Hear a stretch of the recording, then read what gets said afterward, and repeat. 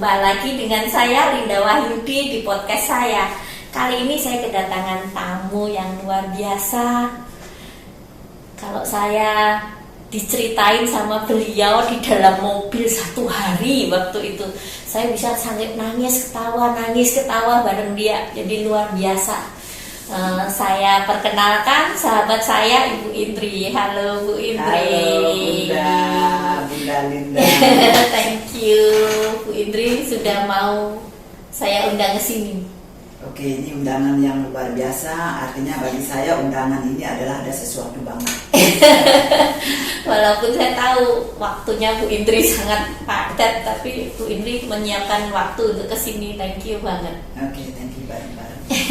Dari dulu Bu Indri, saya ini belajar banyak dari Ibu. Kisah-kisahnya Ibu dulu yang Ibu cerita bagaimana makan aja susah. Sekarang Ibu bisa membantu begitu banyak orang.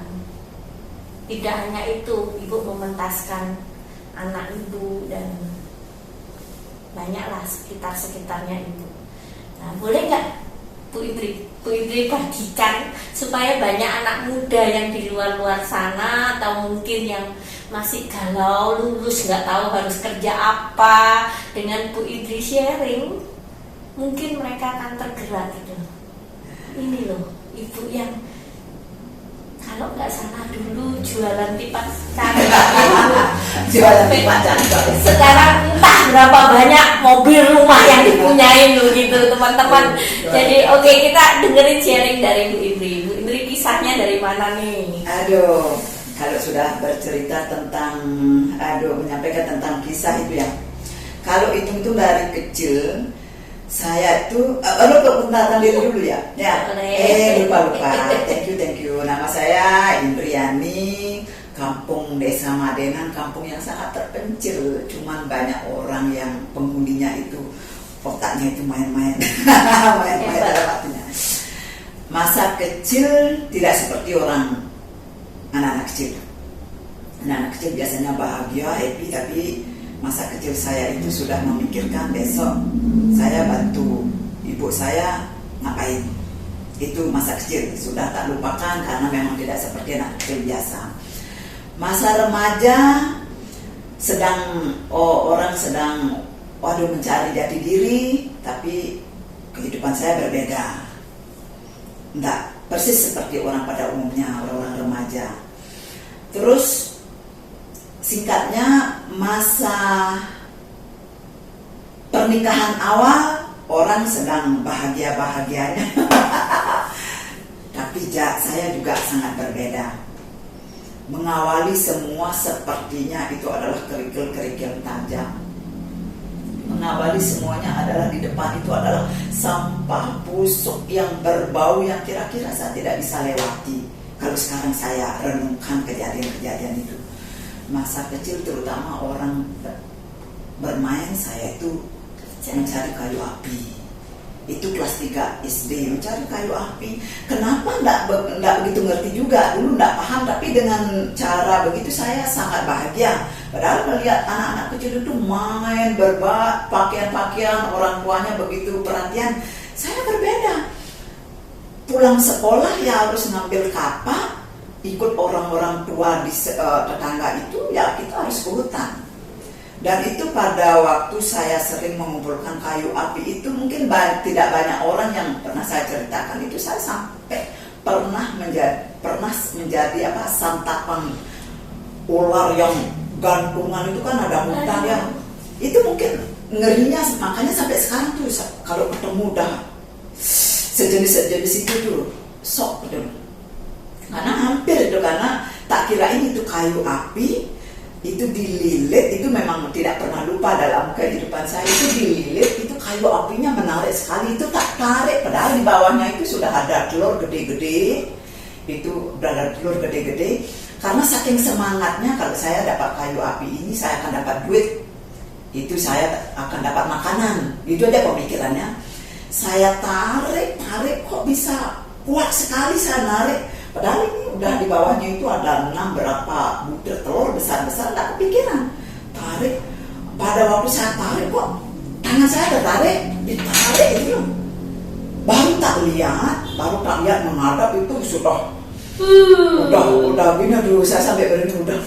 Oh, waktu itu udah tidak sadar, udah kayak Bali bilang tuh udah bulu, udah itu. Tapi waktu itu setelah itu saya sadar, saya merangkak keluar kecil loh. Itu saya ingat ambil kapak, larinya tuh sepertinya lari di tempat, udah nggak bisa lari di tempat. Sadar sendiri tak lihat di sekeliling kok yang saya ajak cari kayu api tidak ada orang, mungkin jauh-jauh ya. Itu pengalaman yang membuat saya gemetaran sampai sekarang itu. Terus sampai mau ujian kelas 6, udah perjalanan hidup saya udah ngumpulin kayu api, ngumpulin batu-batu di sungai-sungai itu. Kelas 6 itu kan mungkin sudah mulai remaja, sudah mulai orang-orang pada malu. Saya waktu itu ngomong sama orang tua, saya mau ujian SD. Ingat mungkin karena orang tua banyak sekali anaknya, mana yang diperhatikan, mana yang tidak. Udah, kamu tidak bisa sekolah, tidak ada duit untuk membiayai kamu bayar tes. Waktu itu nangis saya. Akhirnya waktu itu saya ke jual air udah kayak orang Bali itu ngambul ya gitu. Jual air udah gak jual air di kampung itu, jual kerikil. Itu jalan di tebing. Kalau saya lihat sekarang ya jalannya tuh, kenapa saya dulu ndak terpleset dan mati gitu loh. Ngeri lihat jalannya waktu itu. Dulu itu kok itu jalan saya. Kerikil saya ambil dari sungai yang begitu jauh sampai di jalan raya, tak kumpulin, ambil lagi, tak lihat kerikilnya udah enggak ada. Aduh. Enggak ada yang membela. Sama sekali enggak ada yang membela. Kalau sekarang bahasanya mungkin dibullying ya. Kalau bahasa kerennya. Enggak ada, saya diam, enggak berani ngomong. Siapa yang dulu enggak berani, kan enggak ada yang bela. Lagi karena saking semangatnya dapat uang zaman dulu itu 25 rupiah tuh. Semangat saya cari batu, taruh, terus keduanya udah nggak ada batu saya. Itu mau berjuang, mau bayar biaya tes loh. Waktu itu akhirnya saya bayar uang tes saya dengan air. Dengan air, ada guru saya tuh jual pipa. Di sekolah saya yang ngasih airnya, saya pakai bayar supaya saya bisa tes. Saya waktu itu tidak menyalahkan siapa, sekarang tidak menyalahkan siapa. Dulu mungkin saya berontak-berontak. SMP remaja sudah mulai keluar kota, saya dikasih uang 125 waktu itu. Ini ada bekal 125, silahkan kalau kamu mau sekolah, tuntaskan. Kalau kamu memang mau jadi apa, silahkan. Itu kata-kata. Saya tidak sebut nama, cukup saya aja yang tahu. Saya berbekal 125. Waktu itu saya SMP cari sekolah sendiri, apa sendiri, semua sendiri. Maaf, ini memang kenyataan hidup. Mungkin saudara saya juga tidak ada yang tahu itu. Akhirnya saya di Singaraja.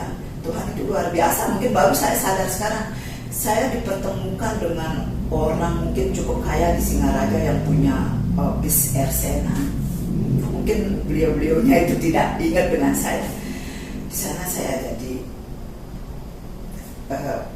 dia punya niang nenek itu yang tidak terurus. Mungkin saya yang nyuci bajunya yang penuh kotoran itu saya yang pokoknya waktu itu saya kok ada dagingnya, pernah saya dapat nasi sepiring, saya cuci, pokoknya saya yang penting saya dapat tempat tinggal. Saya bisa makan karena kalau saya minta uang pasti karena sekolahnya banyak, orang tua tidak mampu. Tapi saya mau sekolah, mau SMP. Oh, mau SMP, dari SD ke SMP. Karena saya berbekal 125.000, tidak mungkin saya harus nyewa rumah, harus biaya sekolah, buku-buku. Jadi mungkin. SMP ibu sudah? Ya, SD aja sudah kayak gitu, kelas 3 SD saya sudah ngumpulin kayu api. Tapi Tuhan luar biasa, kalau saya sadari sekarang saya dipertemukan dengan orang-orang kayak gitu. Tapi saya totalitas nyuci. Mungkin sekarang laundry itu, makanya saya ketemu laundry itu saya ketawa sendiri sekarang.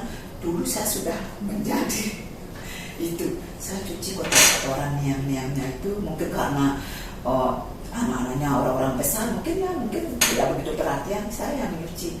Habis nyuci saya baru berani ngambil makan. Mau sekolah saya beresin dulu. Padahal saya tidak jadi pembantu di sana, tidak. Cuma saya lakukan itu yang terbaik. Saya ingin yang terbaik. Saya biar saat ngambil nasi sepiring itu merasa mantap. Nah, berjalan sampai saya diajak, mulai disayang. Nah, menginjak ke SMA kelas 1, orang pada mulai sudah jatuh cinta ya. Saya, Bunda bisa bayangkan masa remaja saya kayak gitu. Saya mau SMA, di mana lagi saya cari biaya? Di mana lagi? Itu mikir kan, waktu itu orang tidak ngerti kalau cerdas itu adalah dari kelahiran. Kalau orang pintar itu mungkin pandai itu mungkin karena belajar. Saya belajar buku-buku itu saya orang-orang teman-teman saya bawa buku yang bukunya saya yang baca. Dia tidak rajin baca, saya yang baca. Akhirnya saya yang pintar. Saya belajar rajin, saya belajar bahasa Inggris, matematika. Waktu itu mungkin saya cukup berprestasi SMA. Cukup berprestasi di matematika, kos tangan apa itu namanya, ingat geometri itu cukup berprestasi. Akhirnya dari itu kelas 1 SMA saya sudah dijadikan asisten guru les sama guru matematika. Itu dari modal sama sekali tidak ada buku, cuma karena saya baca-baca buku teman saya. Tetap di Singaraja. Tetap di Singaraja, dan itu saya ditunggu oleh salah satu yayasan cukup terkenal. Sekolah yayasan zaman itu cukup terkenal. Itu ada SMA-nya, universitasnya, ada sekolah kesehatannya. Saya dipungut dan saya bebas SPP. Bebas SPP dijanjikan kalau kamu mau rajin sekolah, kamu bebas SPP sampai lulus. Tapi saya mengikut aturan sekolah. Saya jadi asisten salah satu guru cukup favorit di Singaraja. Itu Pak Tony namanya. Itu di mana ya beliaunya sekarang. Saya disuruh ngajarin les, mungkin diperhatikan. Saya tidak cerdas waktu itu, cuman agak rajin dan ngikut itu loh, ngikut. Nilai-nilai saya selalu the best, selalu bagus itu, ukuran ekonomi seperti saya selalu bagus. Akhirnya bebas SPP bertiga waktu itu. Bertiga. Dengan perjalanan waktu, tamat lulus SMA, mulai mikir, saya kemana lagi waktu itu. Mulai mikir, akhirnya saya cari les bahasa Inggris sendiri. Pasti selalu dengan dapat uang itu dengan cara itu. Sungguh menyedihkan itu, dengan cara ngeburu. Di pasar saya harus nyunggi, bantu. Pernah juga saya jadi kondektur bemo itu loh. Saya SMA kelas 2 itu gimana caranya supaya saya sampai di sekolah, karena jaraknya jauh ya. Saya ngikutin bemo. Jam 5 itu saya sudah keluar, tapi baju sekolah saya pakai, masukin di tas, saya bantu sopir bemonya. Akhirnya saya kan gratis bayar bemo. Itu mungkin cerita saya, keluarga saya nggak ada yang tahu. Tak pendam, tapi kalau cerita masalah itu, ini loh, ini sampai sakit. Tak kirain sampai di sana aja perjalanannya cukup terlambat. Saya nikah muda waktu itu, mungkin karena tidak ada yang ngurus ya. Nikah muda umur 21.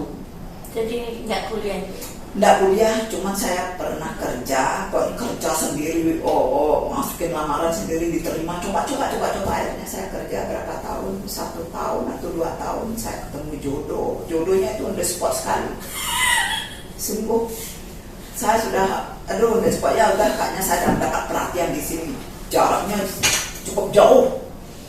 Udah, saya pacaran, udah nikah. Tak kirain di sana kan tetap tinggal di Singaraja? Enggak, sudah di Denpasar. Oke. Lupa sudah di Denpasar, udah ketemu jodoh, nikah. Tak kirain di sana sudah mulai manis, ternyata juga tidak. Ternyata tambah parah lagi. Orang tua tidak setuju, pokoknya pulang tidak boleh. Nah itu saya mikir, wah, nah yang penting suami saya itu sekarang itu adalah melindungi saya, mengamankan saya. Ternyata harapan saya kayak orang dikubur hidup-hidup. Kita pacaran tidak begitu kenal. Akhirnya udah pasrah banget hidupnya, waktu itu udah menyerah. Anaknya berapa? Anak pertama waktu itu udah, saya anak pertama saya mau pisah aja. Saya mau belajar hidup lagi. Ini pembelajaran hidup saya. Mulai mengerti tentang bagaimana kok saya sembrono sekali, jodoh aja saya ambil on the spot dapatnya. Anak pertama sudah tak lihat gelagat, tapi masih bertahan. Anak kedua lebih parah lagi. kok tambah parah lagi. Ini semakin bodoh saya semakin terikat, sudah tidak bisa ngapa-ngapain. Anak ketiga lagi. Anak ketiga yang cukup membuat psikis saya itu jatuh banget, karena memang lingkungan lihat suami saya tidak pernah di rumah. Artinya hanya saya yang tahu, hanya keluarga yang tahu, karena anak masih kecil. Dua-dua anak itu masih kecil. Datang malam, tengah malam, hilangnya subuh. Jadinya lingkungan di sana tuh tidak ada yang tahu suami saya itu ada suami. Saya hamil. Waktu itu sudah mulai omongan kanan kiri. Itu suaminya tidak pernah di rumah tapi hamil. Tertekan saya itu tidak ada yang ngerti. Hanya mertua yang tahu. Kalau saya cerita dengan anak-anak saya masih hanya melihat air mata, kan tidak ngerti, kasihan juga. Saya pendam sendiri, waktu itu saya pendam sendiri, Tuhan tahu. Mertua saya semua tahu. Saya mau ngomong bahwa kenyataan hidup saya, suami saya ada. Cuma suami saya itu sering dikejar-kejar orang. Satu sisi saya harus almarhum dimanapun saya cerita yang sebenarnya. Satu sisi saya harus jujur.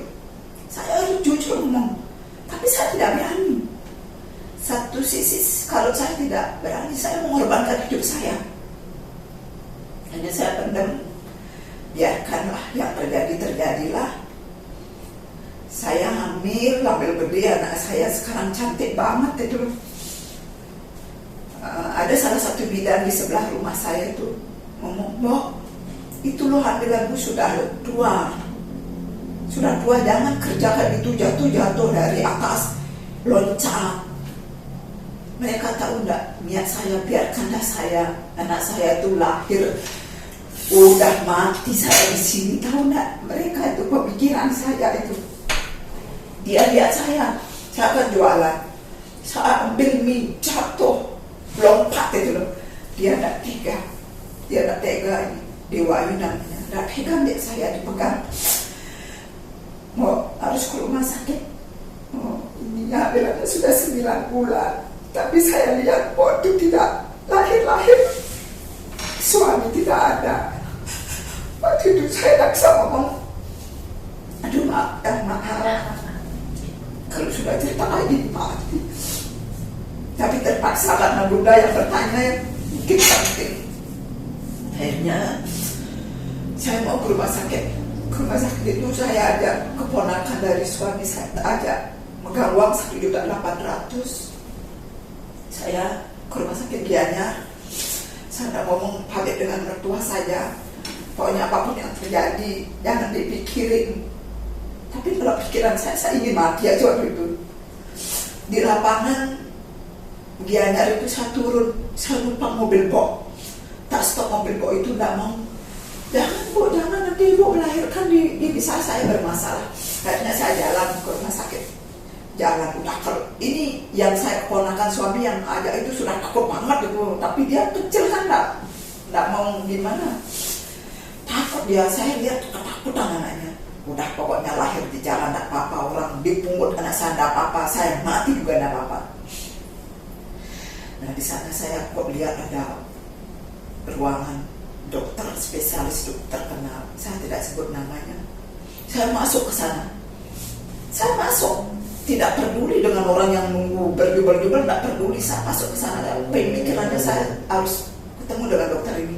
Saya masuk, saya ceritakan omongan saya nangis di ruangan itu. Akhirnya dokter itu luar biasa baiknya. Saya dicarikan ruangan. Saya sudah bilang saya punya uang 1.800.000. Anak saya tidak lahir-lahir Hamilan saya sudah 9 bulan. Saya kalau disuruh operasi di mana saya cari uang? Hanya saya serahkan, dicarikan yang saya kamar. Waktu itu saya berdoa, kalau memang mau operasi saya nyerah aja. Saya tidak punya uang, suami juga tidak ada. Kalau dia tahu saya di rumah sakit, kalau tidak, akhirnya waktu itu udah Tuhan izinkan saya melahirkan normal. Tapi dalam proses melahirkan itu, mungkin anak-anak saya kalau nanti buka ini baru kalian akan tahu. Ini ceritanya, Mama ceritakan ada yang bertanya. Tidak komplit. Ayo waktu itu saya mohon pada Tuhan, kalau lahir anak ini, jangan izinkan saya tahu. Jangan izinkan saya tahu wajahnya. Karena saking fokusnya saya memikirkan, saya tidak terasa anak saya sudah di luar. Nah pada waktu anak saya sudah lahir, anak saya dibawa ke salah satu kamar. Saya sudah siap-siap saya mau lari. Saya tinggalkan anak saya lari. Karena salah satu perawat mau jarit. Dia kan masih mempersiapkan. Nah itu dia tidak lihat kalau saya sudah di balik tirai. Saya lari keluar dengan sebidang kain. Saya lari pakai daster. Dengan tabahnya saya mencari bemo, itu bemo namanya. Saya naik, ada bemo 01, saya naik diam. Di dalam saya tidak tahu bagaimana suasana kehilangan pasien. Kalau seperti sekarang sosmed mungkin udah menjadi pusat perhatian. Waktu itu saya duduk di belakang sopirnya mana ya, sopirnya masih minum kopi. Nah mungkin saya sudah lihat itu ada perawat mondar-mandir, pasti cari saya, tidak mungkin, pasti saya yang dicari. Saya diam, saya dengan kepasrahan saya, gimana ya. Akhirnya bapak sopir itu kan mau naik, mau ke arah mana, kok saya udah pasrah. Dia lihat saya tidak mau ngomong, curiga. Mau kemana juga tidak bisa karena saya sudah sedak nangis itu. Dia curiga, akhirnya dilaporin saya ke rumah sakit. Saya dipeluk lah sama perawatnya, dipeluk. Saya lupa namanya loh. Dipeluk saya sama dokter itu, dipeluk. Saya minta ibu kasih anaknya, minta air susu 2 tahun aja. Setelah itu ibu boleh menentukan hidup. Jadi itu kan 2 tahun aja, setelah itu ibu boleh menentukan hidup. Nggak bisa apa-apain. Saya lagi dijaret, udah pasrah banget. Akhirnya pulang, udah saya jarah aja, mungkin belum diizinkan saya meninggalkan anak saya. Saya pulang dengan mereka tidak ada yang tahu, keluarga tidak ada yang tahu. Saya pulang, belum juga bapaknya datang. Saya pandang anak saya tinggal pada menghitung jari, tinggal enggak, tapi terngiang omongan perawat itu. 2 tahun, kalau 2 tahun anaknya ibu pasti sehat, nanti kalau ditinggal pasti antibodinya kuat. Makanya saya ngerti 2 tahun itu mungkin masuk akal lah. Tapi Tuhan jawab loh, setelah 2 tahun saya tidak bisa diapa-apain. Saya pamit betul dari keluarga itu. Dengan pandang anak saya, dengan udah saya pamit. Dengan sadarnya saya pamit, saya punya toko besar di sana saya tinggal. Saya pamit. Nah, sebelum saya pamit, saya pernah berdoa. Kalau memang ada jalan, tolong. Tapi kalau tidak ada jalan, supaya saya mengambil keputusan tanpa penyesalan. Sebelum saya pamit beberapa bulannya itu, ada acara Indosiar dulu, yang itu ada Lutfiah Sungkar, saya masih ingat sampai sekarang itu, memberikan, maaf saya sebut mungkin beliaunya sudah almarhum atau gimana. Itu ada acara interaktif satu-satunya di Indosiar. Saya mencet telepon. Saya ingin mencari kebenaran akan atas keputusan yang mau saya ambil. Orang belajar rame, saya tak peduli. Saya dikasih informasi dari beliaunya. Dikasihlah jarak waktu 42 hari. 42 hari lakukan yang terbaik dalam hidup ibunya. Sembahyang, sujud, pokoknya sungguh-sungguh. Sungguh-sungguh sembahyang Tuhan, hanya Tuhan yang tahu ibu itu sembahyang sungguh-sungguh, berdoa sungguh-sungguh atau tidak. Jangan berpura-pura. 42 hari. Kalau dalam proses 42 hari ternyata ada kejadian yang memang menyakitkan, putuskan. Putuskan berarti itu keputusan ibu yang tidak akan ibu sesali. Tapi kalau dalam proses itu ibu ada kejadian yang membuat ibu merasa nyaman, bertahan, berarti anak ibu memang harus ibu asuh dan suami ibu adalah jodohnya. Tapi benar ada jawaban di minggu kedua, masuk minggu kedua itu betul ada jawaban. Bapaknya anak pulang, ya anaknya, waduh, saya sampai tak mikir, tak kangen dah anaknya yang 3 itu loh, kayak melihat kayak apa perasaan-perasaan, terutama saya, gimana pandangan masyarakat, suami datang tapi tidak ada yang tahu. Waktu itu saya sudah mulai menerima, sudah mulai tegar. Tahu datangnya itu membawa investor, kata beliau almarhum, investor pokoknya kamu berhenti jualan ini. Aduh, berpikir dulu, saya jualan aja, kadang-kadang makan, kadang-kadang tidak, hasilnya semua diambil kayak dijarah, apalagi saya tidak jualan, tidak punya pekerjaan. Udah ini mulai lagi nasib saya udah dilihat di depan mata, udah buruknya kayak apa. Akhirnya waktu itu betul ambil keputusan, tidak menunggu waktu. Dalam berserang 1 minggu saya ambil keputusan, saya pamit. Saya pandang anak saya, ketiganya saya pandang, udah hanya saya yang tahu, anggap saya mati. Kalau memang Tuhan izinkan saya tidak ketemu dengan anak saya, anggap aja saya mati. Ibu juga pamit sama mereka? Mereka pada dalam hati anak kecil kan tak tahu. Sama mertua pamit. Pokoknya saya pandang anak saya ketiga-tiga, saya tidak mungkin ketemu lagi karena memang aturannya kalau saya sampai meninggalkan mereka, udah tidak ada harapan untuk bisa bebas ketemu. Saya tinggalkan. Waktu itu saya berdoa, ya kalau memang kau izinkan, udah kepergian saya adalah mungkin yang persiapan terbaik untuk mereka. Kalau walaupun saya tinggal menunggu mereka, hanya saya yang tahu saya gila atau mati. Dan saya yang tahu perasaan saya. Saya begitu percaya dirinya tinggalkan mereka, tapi dengan perasaan yang sungguh-sungguh saya akan memperjuangkan ketiga-tiganya. Nah, di daerah Kintamani itu saya sudah mulai tarik nafas. Mungkin sopir yang mengantar saya, mereka kan tidak tahu kalau saya numpang mobilnya, ngontrak mobilnya itu orang bermasalah. Di Kintamani itu saya minta berhenti, Pak, berhenti sebentar. Dia tidak curiga, saya hampir bunuh diri waktu itu, saya hampir udah terjun aja. Bapaknya baru sadar, ibu jangan, kalau ibu sampai begitu saya yang kena, kasihan itu. Saya yang kena urusan nanti, ibu kasihan dengan saya. Saya dapat ongkos 150.000, tapi saya nanti bisa dipenjara. Tapi saya terngiang waktu itu, benar juga. Gara-gara saya nanti banyak sekali orang yang menderita. Saya naik lagi ke mobil itu karena saya takut sekali pulang. Saya pulang itu ngomong apa terhadap orang tua, malu juga kan orang tua saya ngomong apa, karena masalah selama ini keluarga tidak ada yang tahu. Aduh, saya berdarah, kasihan bapaknya tuh, udah dapat antar saya pulang. Sampai di rumah itu turunin barang saya, Pak, tinggalin di uang. Saya masuk kamar, bapak saya tak kasih surat. Pak, ini ada surat, kalau ada orang yang mengikuti saya ke sini bilang aja, pokoknya saya tidak akan kembali. Saya sudah tinggalkan 100% anak-anak saya, keluarga saya. Bapak saya juga bingung. Itu sekitar umur berapa itu? Masih muda banget pasti. Anak ketiga itu saya umur 27, punya anak 3. 27 punya masih anak 3. Sangat muda itu.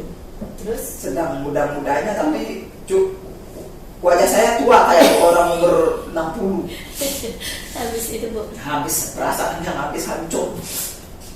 Berpikir kan saya di rumah, tidak mungkin saya bisa di rumah melihat keluarga sakit hati melihat saya. Terus pertanyaan lingkungan juga akan membuat saya sok, keluarga saya sok. Ini saya nggak tahu, balik lagi ke Denpasar.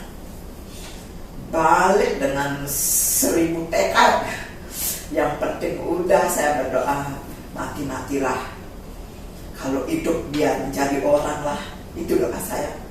Karena dengan segala cara saya lakukan, yang penting pekerjaan itu adalah halal, memberikan saya hidup semakin berkah. Akhirnya waktu itu Tuhan izinkan juga ketemu dengan orang baik, anak salah satu bupati pertama. Saya tidak sebut namanya, mungkin kalau beliaunya lihat, mungkin lihat wajah saya, mungkin beliau ingat. Saya di Punggol disuruhlah ngontrak satu kantin. Itu saya sebut almarhum itu dokter paling terkenal di Bali, dokter anak paling terkenal, mungkin Bunda tahu itu namanya. Beliaunya sudah almarhum. Itu di Ponorogo, sekarang itu adalah hotel Pikin. Masa saya disuruh nunggu kantinnya, dan itu disuruh ngontrak itu. Dan waktu itu saya ingat, saya punya asuransi, salah satu asuransi tradisional. Ternyata baru saya cairkan dapat uang 8 juta waktu itu. Luar biasa. Akhirnya saya yang ngontrak tempatnya itu. Ibu buka kantin di rumah sakit? Enggak, di dokter yang sangat di terkenal. Dokter itu, oke. Dokter yang sangat terkenal, salah satu dokter di Bali, dokter anak yang paling terkenal sampai sekarang pun banyak orang yang tahu. Saya buka kantinnya saya dikasih. Waktu itu enggak mengerti apakah ini berkah, apa ini jawaban dari doa atau memang jalan. Di sana dah saya mulai muncul. Saya sampai jujur sampai jual kuah soto itu, yang kuah-kuah tol itu, laci-laci itu sampai penuh duitnya. Sampai penuh duitnya, kalau tutup itu sampai, jujur ini uang berapaan nih uangnya, dapat uang. Kuah soto itu, mie goreng, kopi itu, sampai gini nih, gimana saya berapa tahun Ibu? Saya di sana 3 tahun. Setelah di sana udah dikejar-kejar sama almarhum, sudah tidak dikasih tenang. Ada lagi yang memberikan saya nyewa kantin, ambil lagi dari hasil di sana. Akhirnya pada waktu itu saya punya 2 lokasi kantin. Baru mulai saya berpikir, ini saya sudah mulai ada jalan. Ada jalan mulai waktu itu. Mulai dapat berpikir tentang anak, tentang apa. Nah, waktu itu memang saya mengawali kantin itu memang karena niat saya luar biasa baiknya mungkin ya. Kalau diizinkan saya punya peluang, saya berjanji saya akan bagi.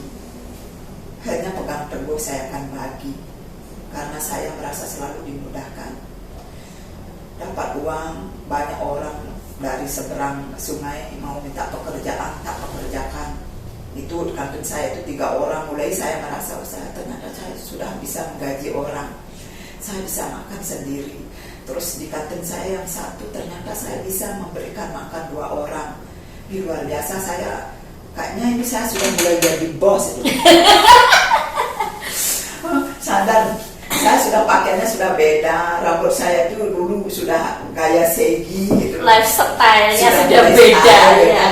Saya sudah megang uang, saya sudah lupa, anak saya jauh itu sudah lupa. Nah, kejadian lagi persis di depan kantin saya itu ternyata ada penembakan. Ada penembakan, persis pisaunya itu diambil di kantin saya. Pisau yang saya pakai masak diambil. Saya itu sampai gemetaran, sudah hampir hidup mati. Tak kira ini tembakan itu saya. Itu persis di depan saya penembakan. Ternyata itu waktu perampokan apotek-apotek di mana-mana yang sedang gencarnya. Itu kan apotek di sebelah saya. Itu pisaunya, pisau dapur saya diambil. Udah tak kirain saya yang ditusuk, karena saya pakai kalung. Waktu itu sudah mulai kaya merasa pakai kalung. Padahal kalau saya ingat-ingat sekarang lucu ya, kayak orang rabies saya pakai kalung itu.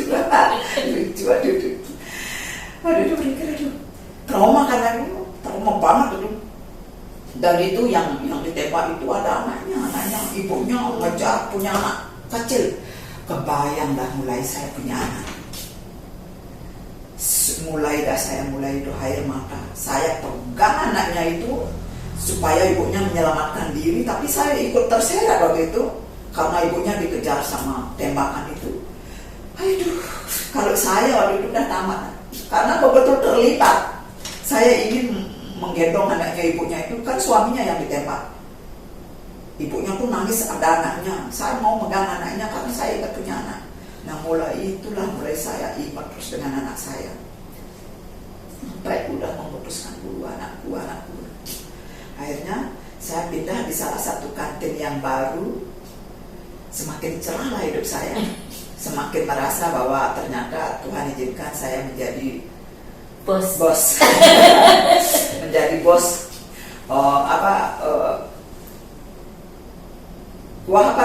Bos soto. Terus di kantin saya satu menjadi bos rujak. Cepat catok. Saya ingat waktu itu. Anak buah saya itu kan cowok bilang tidak, cewek bilang tidak itu. Tapi dia komitmen sekali orangnya. Di sana saya sudah mulai merasa bos. Nah, saya suka baca.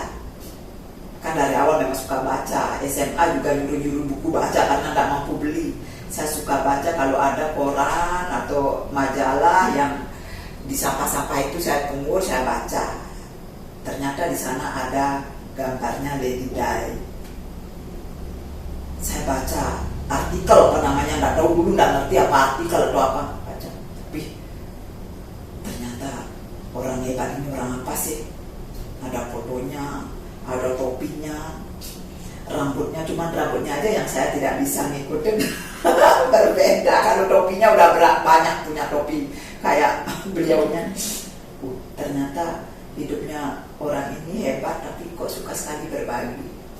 Selalu kok saya diarahkan berbagi. Mungkin seperti terarah. Nah, ada salah satu anak yang disiram air panas oleh ibu kandungnya dan dititipkan di Polda yang dekat Kerenang itu. Ada di sana, tak kejar ke sana, mulai saya ingin membagi penghasilan saya walaupun berapa, dikejar. Itu sudah di tahun mendekati 1999. Tak kejar di mana anak ini, karena saking merasa saya punya anak tidak pernah bisa memberi kasih sayang. Saya sayangnya anak orang. Mungkin Pak Polisi juga, ini ibu siapa? Sering bawa nasi, sering bawa mainan. Banyak orang di sana. Pokoknya yang penting dapat aja ngasih anak itu, saya sudah senang. Saya merasa terobati. Kalau di kantin di tempat saya jualan itu, kalau ada anak-anak sakit itu deketin orang tuanya, yang penting saya dikasih megang anaknya. Sampai pernah dicurigai, ini orang apa sih? Kayak gitu. Pokoknya yang penting saya dekat dengan anak. Waktu itu berjanji sekali. Nah, mulai mendekati tahun di angka 2000, mulai agak sumringah hidupnya. Sudah mulai membuka, mulai mekar. Saya sudah mampu kos. Kalau dulu kan saya tidurnya di samping kompor. Kita ingat di Yaris ya Bu ya. Di Yaris waktu ngomong-ngomong kita sampai Likai pun menangis. Saya sampai sudah mulai kos. Udah saya punya anak buah 5, saya sudah mulai bos. Sudah mulai bayar kos. Nah, di sana pada waktu kos itu saya di DPO-kan. Almarhum anak ini, bapaknya anak mungkin tidak menyerah, mungkin dilihat saya sudah mulai maju, di DPO-kan lah saya tidak mau kembali.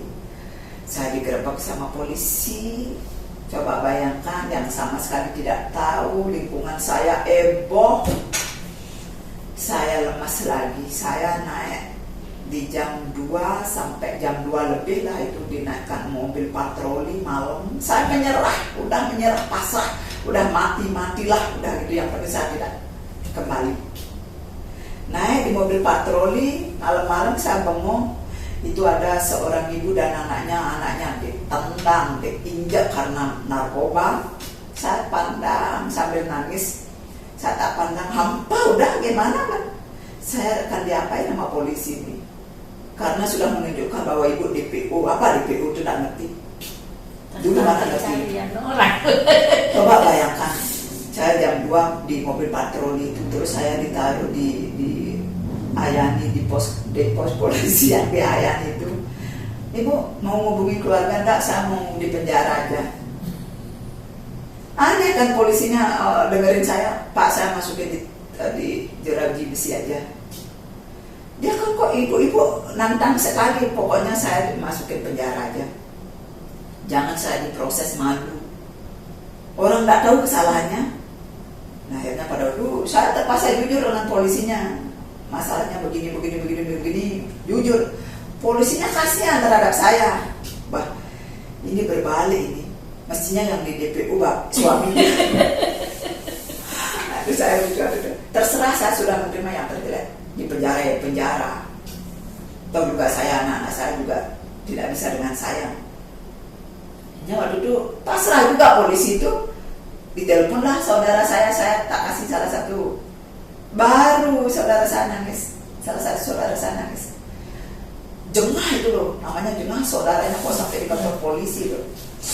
Tapi saya sudah menerima waktu itu, menerima yang terjadi ya saya terima. Justru pada waktu saya mengambil keputusan penjarakan saja, saya sudah nyerah, udah apapun yang terjelek, udah lakukan terhadap diri saya. Mana saya tenang. Momen itulah yang saya bawa untuk mengarungi hidup selanjutnya. Momen-momen itu pokoknya saya terima. Terjelek pun saya terima. Sudah pegang teguh karena pada waktu itu saya tenang. Pada waktu saya menerima, saya tidak tahu kesalahan saya di mana, tapi ada surat DPO, udah saya nyerah. Saat saya menerima itu kok saya tenang di kantor polisi, saya tidak punya beban. Nah, itu mungkin masuk ke bawah sadar saya dan saya pegang teguh. Setiap saya dalam proses perjalanan hidup saya, setiap saya sudah merasa saya sudah mentok, saya akhiri dengan menerima. Udah saya terima. Yang terjadilah. Akhirnya berkali-kali pada saat keputusan itu saya ambil, kenapa saya tenang? Ya itu saya pakai bekal sampai sekarang. Dan singkat cerita, anak-anak lama sudah tidak ketemu, ceritanya hanya saya yang tahu. Saya tidak mau mencekoki mereka. Saya ingin anak-anak saya murni mengenal ibunya seperti apa. Mulai anak saya menginjak remaja, mungkin dia mau ke sekolah, ada yang ketemu di jalan, mungkin dia nanya mamamu di mana, ada pesan-pesan tertentu terhadap anak saya. Itu saya tahu ceritanya dari anak. Di jalan, di sekolah selalu ada pesan, jaga mamamu baik. Jadinya anak itu bingung anak yang pertama itu bingung, sudah menginjak remaja, adiknya tuh bingung karena dia mencari tahu kenapa ya. Dia mungkin sharing kepada tetangga yang kenal dengan saya, kenapa ya di rumah itu mama saya itu begitu jeleknya, toh di luar begitu kok banyak orang memberi pesan mamamu itu orang baik. Dia mau cari jadinya, belum tahu. Hanya adalah salah satu tetangga saya cukup kaya, dia mungkin baik, mungkin dengan anak saya, dipertemukan saya dengan anak saya. Dia bawa HP, anaknya yang suruh, tapi itu kata anak saya itu boleh hilang dari rumah itu 1 jam. Kalau lewat dari 1 jam berarti kamu ketemu dengan mamamu. Kalau kamu ketemu dengan mamamu berarti kalau enggak mamamu yang luka, kamu yang tidak boleh keluar. Jadinya kan kita ketakutan banget waktu itu. Dicari saya di rumah sakit Barat Riyadnya. Sorry sebut nama ya. Dicari di sana. Dicari saya di sana. Ketemu, aduh, melihat anak saya itu kayak udah saya melayang-layang. Wih, kayak ini kehidupan saya paling indah adalah ini. Ketemu dengan anak saya. Lalu anak saya itu loh, orang anak yang tidak terawat, padahal wajahnya cantik tapi tidak terawat, kan kayak gembel itu loh. Lalu saya sudah, kenapa saya dipertemukan, membuat hati saya itu hancur lagi, toh nanti ketemu sebentar juga tidak akan ketemu lagi. Oh betul dah, besoknya sudah bermasalah berat. Saya dicari ke rumah, ke tempat jualan saya disambar sama mobil. Disambar udah semua menjerit orang belanja di kantin saya. Saya disambar dari sana disambar sama mobil. Sasarannya tepat sekali saya. Untung yang terseret itu meja saya. Meja saya yang ada jualannya terseret, saya nyamping masuk. Ternyata itu adalah bapaknya anak. Tarik nafas, almarhum ada di mana, cerita yang sebenarnya, minta maaf. Hanya waktu itu ada salah satu pasien rumah sakit itu datang, Bu, satu kata aja ngomong dengan saya akan selamatkan, saya akan bantu, tapi ini karena urusan rumah tangga saya tidak punya kuasa. Ibu juga tidak minta tolong, diam, saya tidak mau ngomong. Udah menyerahkan dulu.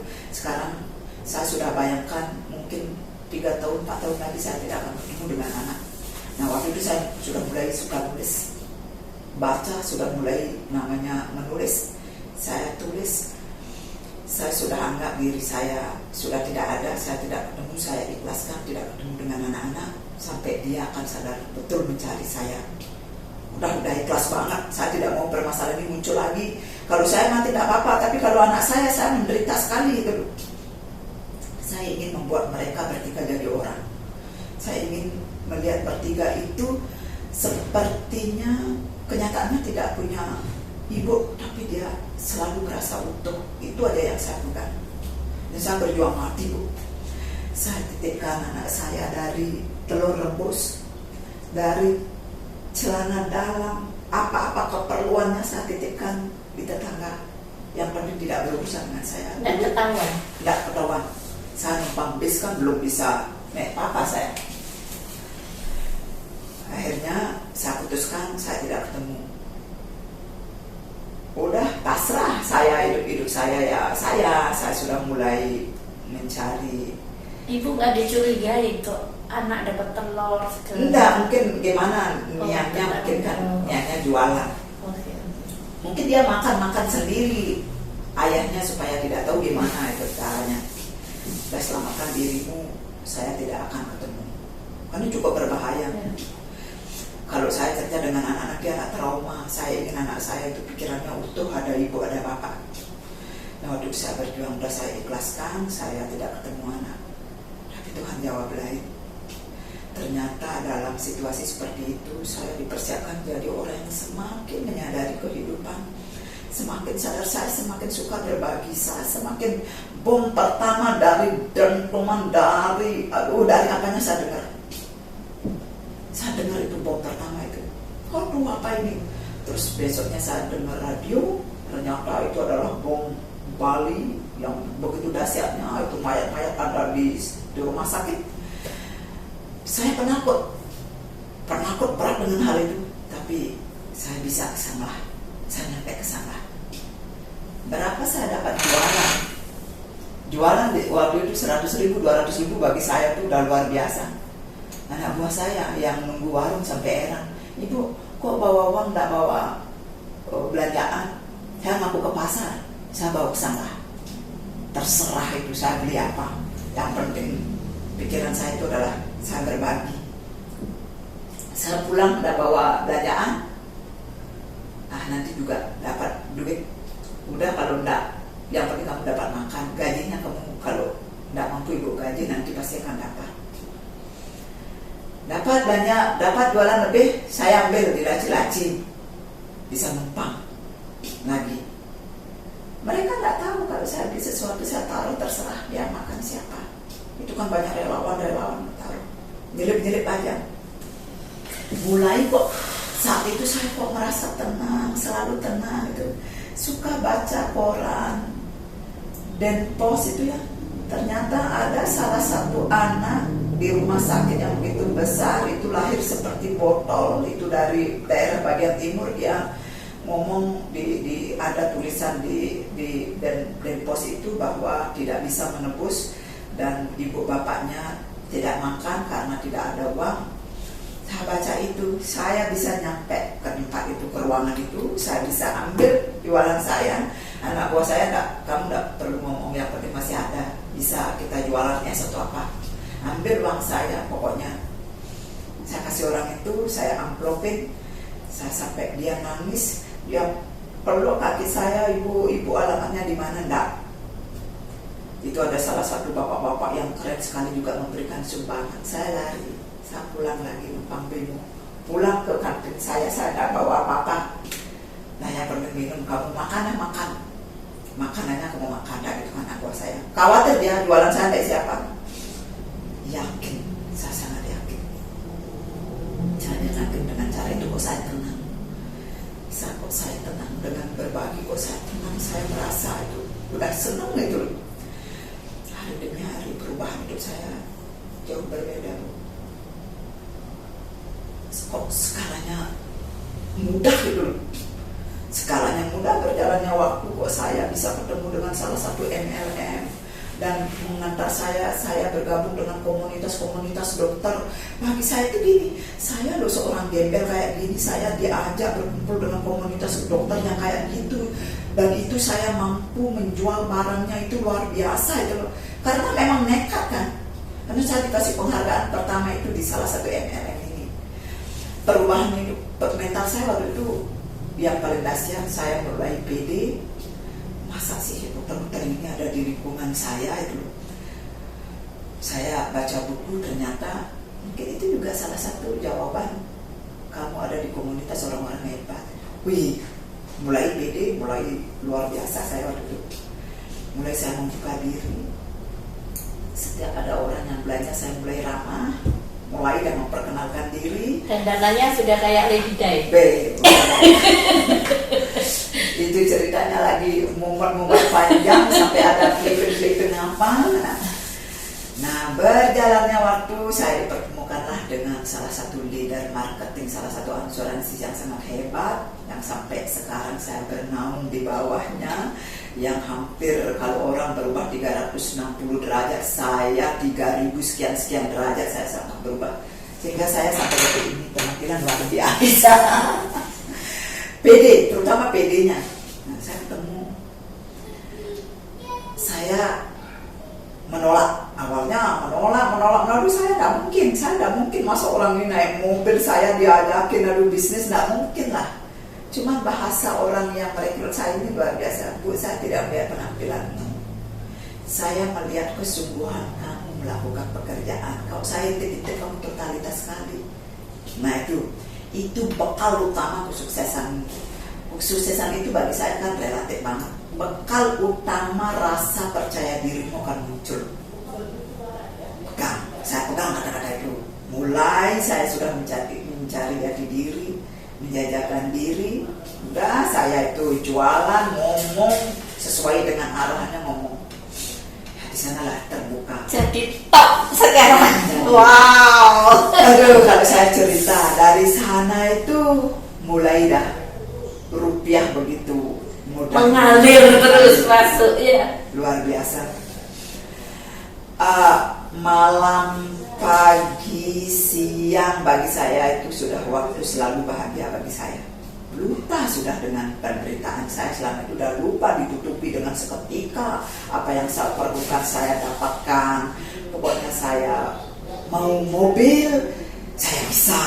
Mau ganti mobil pun bisa. Terus mau rumah bisa. Kemudahan-mudahan itu kok sangat mudah. Nah, mulai waktu itu berpikir, bukankah karena saya suka membagi itu luar biasa. Itu patokan saya belajar banyak itu. Thank you. Itu yang saya pegang teguh, bukankah itu.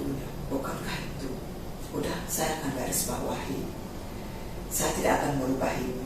Nah, pada waktu itu saya mulai di perusahaan ini, saya dipimpin menjadi orang yang menjadi, aduh ini jati dirimu, kamu suka baca.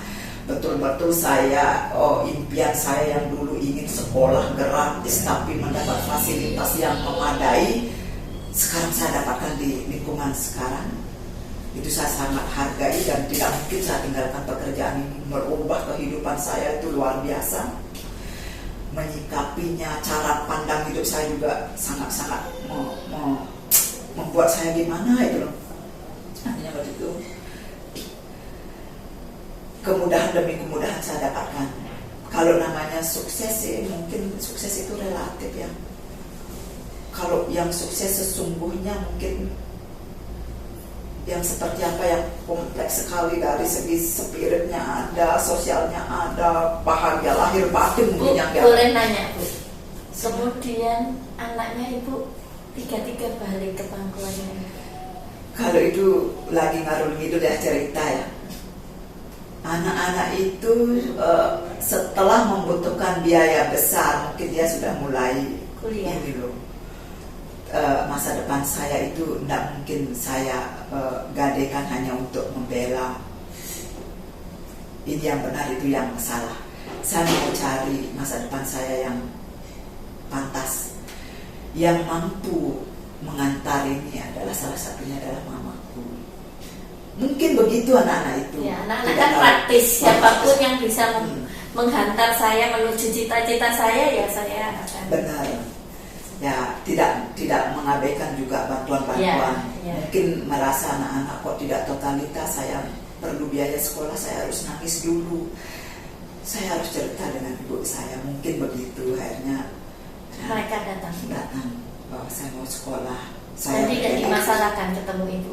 Ya, akhirnya waktu itu saya pegang dulu, udah kamu sekolah. Mungkin karena saking yakinnya bahwa kamu sekolah, mungkin dia nyaman, mereka nyaman banget itu, tidak mungkin akan dikecewakan sama Tapi mama. masih nyuri-nyuri ibu ketemu ibu. Masih lah, masih biaya-biaya itu Oke. gila, masih nyuri-nyuri, masih ada rasa takut itu. Waktu itu totalitas anak saya yang pertama, tak lihat isi wajahnya cantik, ayu, luar biasa, kamu harus jadi orang. Nah, karena dulu saya punya cita-cita kesehatan, gimana caranya saya menyelesaikan. Waktu itu kalau dilihat dari biaya dan penghasilan mungkin dari jauh, tapi saya berjuang waktu itu. Gimana caranya saya berjuang dan anak saya ini lulus. Ibu, apakah ibu langsung menyelesaikan ke sekolah atau lewat anak? Enggak, ke sekolah. Ke sekolah, Nah. soalnya lewat anak nanti dicurigai lagi. Iya. Benar, saya langsung antar anak saya yang pertama ke universitasnya. Saya ngomong dengan dosennya, kalau berurusan dengan keuangan, berurusan dengan saya. Karena kan sudah nyaman banget di asrama, udah ada. Nah, saya sudah mulai remaja, udah tak perhatikan wajahnya cantik, udah jauh. Kalau orang lihat ini anaknya beneran atau tidak. tak bilang itu loh anakku cantik, tapi ibunya kok kayak orang butan dibilang. Ibunya Tapi saya cantik. bersyukur ya. Ibu cantik hati. Tapi itu anugerah terindah, itu salah satu wujud kesuksesan saya. Gitu kan, anakku cantik-cantik. Akhirnya adiknya ikut semua ya. Nah, terus kakaknya kuliah, adiknya kan mau kuliah juga. Nah, adiknya tuh datang. Waktu itu saya sudah menjatuhkan pilihan yang kedua. Iya. Datang, saya tidak ceritain ya. Datang, dia kasihan juga terhadap posisi saya. Dia ngomong, "Ma, aku sudah lulus SMA, tapi aku tidak mau kuliah. Tidak mungkin aku kuliah. Kan mama masih punya biaya dan mama bukan tanggung jawab juga. Saya mau di SMA saja, mau kerja." Dari sana melihat anakku kayak gitu ya, mau kerja, tidak kuliah, dipikir nanti dulu. Ternyata orangnya berprestasi. Tapi kasihan sekali kalau dia sampai lulus SMA saja kerja hanya gara-gara saya tidak mampu menguliahkan. Nekat saya waktu itu, nekat banget. Saya ngomong dengan leader saya perlu uang tiap bulan sekian, apa yang mesti saya lakukan di perusahaan ini. Mungkin bagi leader ini adalah rezekinya ya. Ini hadiah loh, masa saya harus mampu menguliahkan anak saya yang cowok. Dua jadinya aku punya tanggung jawab. Harus mampu dengan senyuman, pokoknya mereka setiap dia butuh saya harus siap. Saya mau pribadi dengan leader saya, apa yang mesti saya kerjakan supaya penghasilan saya per bulan sekian. Dengan senangnya leader saya, udah saya lakoni dari pasar ke pasar, dari kampung ke kampung, supaya penghasilan saya per bulan memenuhi sesuai target saya. Dan itu Tuhan jawab. Pertama sekali saya bekerja di salah satu perusahaan dan saya mendapat penghargaan tiket Paris waktu itu. Antara sadar dan tidak sadar saya tahu Paris itu loh. Paris, bener gak saya tahu Paris itu? Tapi kenyataannya terjadi. Dan itu penghasilan saya per bulan ya, seorang saya menerima uang 20 ke atas itu, Tuhan. Itu tahun itu dari penghasilan yang 1 juta sampai melonjak ke sana, saya menerima per bulan. Aduh Tuhan, saya harus perjuangkan. Saya harus berjuang. Saya mendapatkan uang sebesar ini tiap bulan. Kira-kira sikap-sikap saya yang mesti saya pertahankan yang mana? Itu menjadi poin. Suka berbagi saya tidak boleh kurangi. Bagaimana saya harus terus bertambah. Sikap-sikap yang kurang disiplin saya harus berubah. Sikap yang agak pelintan saya harus berubah.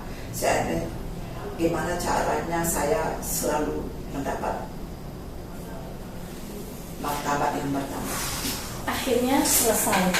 Anak saya selesai dan prestasi saya itu mengikuti, Bu.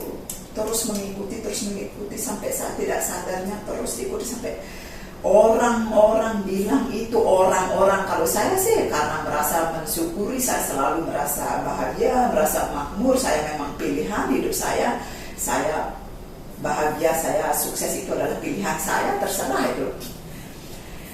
Yang tidak biasa itu kan pengakuan. Saya merasa tapi diakui tidak sama lingkungan saya. Kan banyak orang merasa tapi tidak diakui. Banyak orang diakui tapi dia tidak merasa. Saya gimana caranya supaya merasa dan orang itu mendapat energinya. Saya itu apa yang saya ciptakan, apa yang saya jatuhkan pilihan. Orang-orang kok berbicara ke sana ke sini. Kamu itu sukses, benar nggak saya jadi orang sukses ya? Nah, dari segi mananya ya? Mungkin karena saya merasa memang saya memilih bahwa saya itu makmur, saya itu merasa sukses di segala bidang.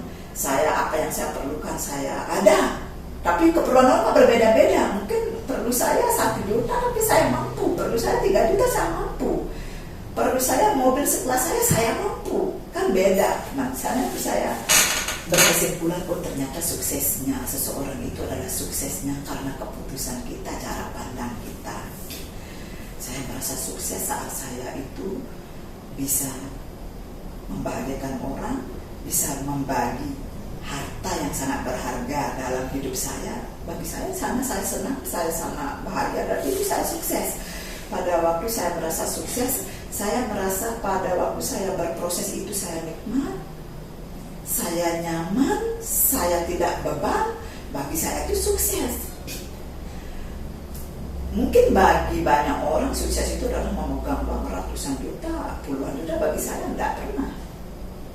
Saya tidak pernah memegang, walaupun penghasilan segitu di rekening saya tidak pernah ada uang mengendam lebih dari 100 juta. Itu pun mungkin sebentar sudah banyak pikiran. Tapi dari pembelajaran itu saya ambil ternyata definisi sukses itu tidak ada yang paten. Definisi sukses bagi saya itu adalah saya selalu dimampukan di saat saya perlu. Saya selalu diberikan pada saat saya meminta. Saya selalu diberkati pada saat saya berdoa. Apalagi kecuali ya saya pertahankan cara saya supaya hidup saya selalu seperti itu. Saya pertahankan tingkah-tingkah saya supaya hidup saya itu selalu saya merasa makmur dan sukses itu. Anak-anak saya juga merasakan bagaimana kok mama apa yang saya minta mama kasih. Pengarahan mama itu juga tidak sia-sia. Kalau anak-anak melakoni ya memang terjadi. Dan petua-petua saya terhadap anak-anak saya juga kadang-kadang mungkin kayak jalan tol bagi mereka. Benar juga omongannya mama. Jadi anak-anak itu sekarang dekat sama ibu? Bukan dekat lagi, udah kadang berapapun kehidupannya itu terbuka banget itu loh. Kapan dia menjadi sahabat saya? Padahal dari kecil nggak sama ibu. Nggak sama ibu saya. Nah, pada waktu itu saya salah baca artikel atau kata-kata mutiara indah banget, cuman saya lupa siapa penulisnya itu. Dan itu saya laminating besar itu pakai motivasi hidup saya laminating dan saya tempel. Itu adalah kata menarik banget dan itu yang membuat saya itu yakin bahwa suatu saat nanti kebaikan saya pasti akan berbuah. Bagi saya yakin benar tetaplah benar. Walaupun kadang di perjalanan itu banyak sekali kendala-kendalanya. Saya yakin suatu saat nanti anak-anak saya akan serumah dengan saya. Itu ada kata-kata yang menarik itu. Walaupun kamu tidak serumah, seatap, tapi kamu itu sehati. Walaupun kamu seatap, tapi kamu tidak sejiwa. Itu lama menjadi perenungan, apakah tulisan ini seperti kehidupan saya dengan anak-anak saya. Kenyataannya kehidupan saya begitu hancur, tapi anak-anak saya luar biasa. Dia sampai lolos kuliah, sampai mencari pekerja mandiri. Apakah tak tulisan itulah yang saya terus-terusan menjadi bayangan. Tulisan itu terjadi dalam kehidupan saya. Dan itu sampai sekarang menjadi bekal. Sampai gini, suatu saat nanti kalau mama mati, tulisan itu jangan dihilangi. Itu ada fotonya mama. Itu yang menguatkan mama itu bisa bertahan. Itu yang menguatkan mama itu mendidik kalian itu menjadi orang luar biasa. Tapi itu menurut mama, tapi tidak menurut kalian. Luar biasa ya. Sampai tadi itu kena anak saya. Tiga balik luar biasa. Tiga balik, dan itu segaji-gajinya pun dia cerita. Saya merasa luar biasanya, Bu, anak saya mungkin orang sulit cari kerja. Anak saya dalam kondisi pandemi ini loh, baru lulus ya. Toga dipindah, dia sudah di SMS dia dapat kerja itu, walaupun kerja yang sesuai dengan ilmunya. Aduh, sampai gini, Tuhan, kamu dapat pekerjaan sekali bekerja kamu sesuai dengan keinginanmu. Dia pernah linglung di tengah jalan, kayak tidak ada yang kebetulan terjadi ya. Orang pada menunggu pekerjaan kamu itu lo baru dipindah toga, kamu sudah dapat kerja. Pesan mama satu, berapapun hasil yang diberikan untuk kamu, berapapun penghargaan yang diberikan untuk kamu, itu adalah sebuah anugerah. Tapi itu kan supaya dia tidak mengeluh. Seandainya kamu dibayar tidak sesuai dengan keringatmu, tapi mama pesan lakukanlah melebihi daripada kewajibanmu. Tuhan akan melihat hakmu. Kamu dihargai 1 juta, tapi kamu bekerja seperti orang yang dihargai 15 juta. Tuhan akan melihat yang 15 juta itu. Tak itu kan? Dia sudah hampir linglung di tengah jalan. Pekerjaannya berat, tapi aku suka, tapi harganya. Ingat omongan mama. Tak kirim, salah satu motivator orang Kristen, tak kirim. Itu baca. Mama lihat itu juga tidak kebetulan. Ini mama dengar dari beliaunya ngomong luar biasa, dan kamu mengalami kegundahan seperti ini. Itu dengar. Hanya dia bertahan, happy. Tapi kamu makmur tidak dengan uang? Pekerjaan kamu seperti pekerjaan orang yang dibayar 10 juta, tapi kenyataan kamu dibayar 1 juta. Tapi kamu happy melakukan yang seperti yang 10 juta itu. Kamu happy nggak? Happy, Ma. Ternyata datang dari mana? Betul ya, kata mama, ternyata sumbernya bukan dari itu aja. Benar kan omongan mama? Tuhan itu akan mendengar yang kamu lakukan. Kamu lihat contoh mama loh, mama jualan tipak cantok loh. Tapi mama sungguh serius, mama membayangkan seandainya nanti saya punya penghasilan 50 juta, seandainya saya punya penghasilan 100 juta, yang di otak mama itu. Padahal mama nyantok tipak. Tapi Tuhan arahkan nggak ke sana. Tapi itu kan kenyataannya terjadi ya. Mama itu loh jualan tipak cantok, 1 porsi itu berapa? 5.000. Tapi di pikiran mama itu apa? Seandainya saya punya penghasilan 15 juta, 20 juta, 30 juta, 40 juta, 50 juta, apa yang saya lakukan? Itu janji hati mama. Tapi benar nggak terjadi? Tak gitu kan? Nanti ada Tuhan tak kasih bakal nasihat seperti itu. Nah, akhirnya setelah saya menyadari proses demi proses, Bunda, ya, saya bersyukur hidup saya dulu hampir di mangsa ular. Kalau tidak begitu, saya tidak sekuat sekarang.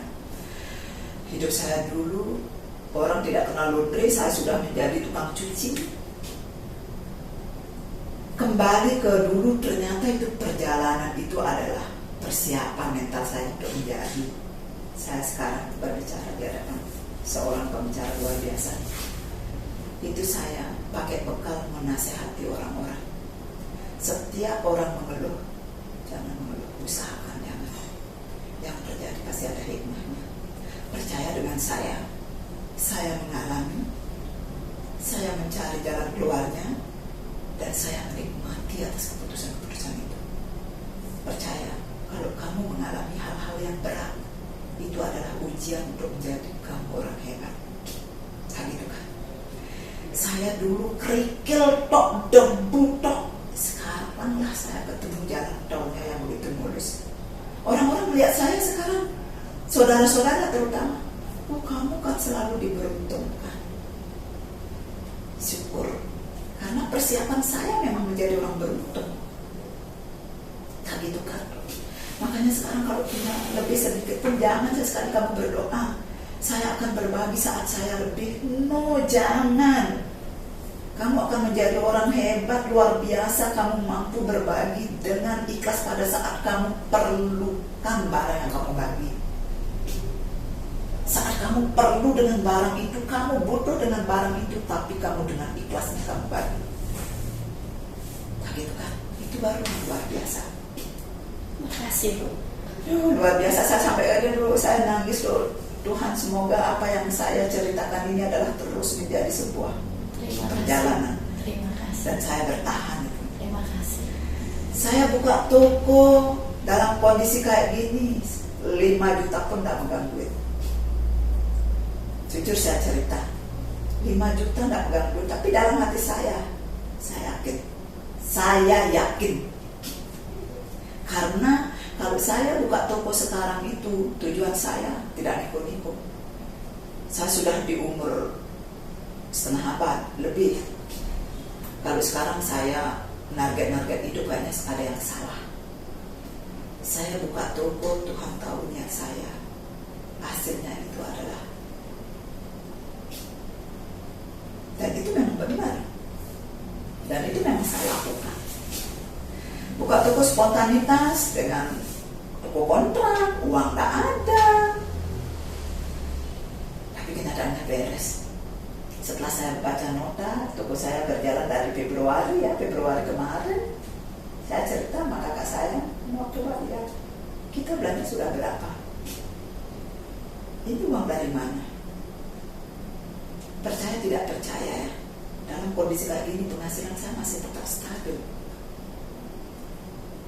Nasabah Januari sampai April tetap menjadi masih ada lah top-topnya.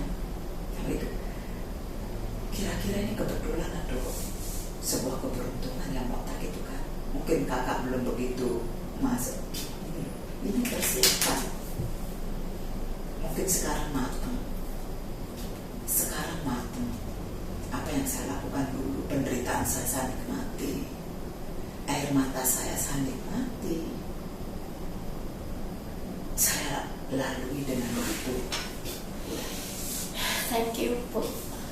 Nanti Ya, mudah-mudahan kapan boleh ya, Bu, sharing lagi ya. Luar biasa nih. Mudah-mudahan cerita saya ini, karena memang cerita dari hati. Cerita saya yang saya sampaikan itu adalah ada jiwanya. Sangat, Bu. Rohnya ada, saya mengalami. Ini akan memberkati banyak orang. Saya tetap, Terima kasih. apapun itu, hidup saya sekarang adalah. Terima kasih banyak. Aduh, luar biasa saya diundang. Ibu mengajarin kami untuk berbagi. Thank you. Boleh, Bunda masih ingat setiap Idul Fitri kita, Idul Fitri kemarin mungkin alokasinya beda ya. Idul Fitri kemarin ini saya beda juga lokasinya. Lupa juga sama Andi nanti. Kalau ngomong dengan Andi masih enggak. Takut juga ada rasa khawatir. Sebenarnya mau hubungi. hubungin saya aja. Tapi bersyukur sehat walafiat. Teman-teman, demikian sharing kami. Ibu Indri adalah sosok yang sangat menginspirasi bagi saya. Jadi hidupnya selalu berbagi, dalam segala kekurangan dia berbagi. Dia cara berpikirnya sederhana tetapi luar biasa. Jadi kesimpulannya pembicaraan hari ini, apapun yang kita terima hari ini itu adalah persiapan dulu-dulu hidup kita. Jadi apapun kita jalani hari demi hari ini mematangkan persiapan, dan itu berkat akan datang. Ya, betul. Ya, teman-teman jangan takut melewati penderitaan. Tetap disyukuri. Tetap disyukuri, dan kita akan jadi pribadi yang dewasa, pribadi yang matang, pribadi yang utuh. Gitu ya, Bu. Selalu menerima. Selalu. Pokoknya yang terjadi pasti ada hikmahnya. Poinnya adalah terimalah. Terimalah fakta sebagai fakta. Benar, Seperti benar. itu. Itu akan membuat kebahagiaan yang sesungguhnya. Ya. Oke, sampai di sini dulu ya teman-teman. Semoga pembicaraan kami, sharing kami benar-benar memberkati kita semua. Amin. Shalom. Yoi. Dadah, Bu. Dadah, thank you. Sharingnya luar biasa.